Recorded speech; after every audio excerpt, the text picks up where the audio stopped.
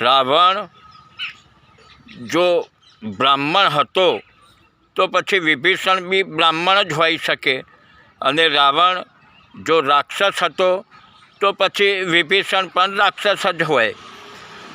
પોતાના ભાઈએ વિભીષણે જો ગદ્દારી ન કરી હોત ને તો રાવણને રામ કોઈ દિવસ ન મારી શકત.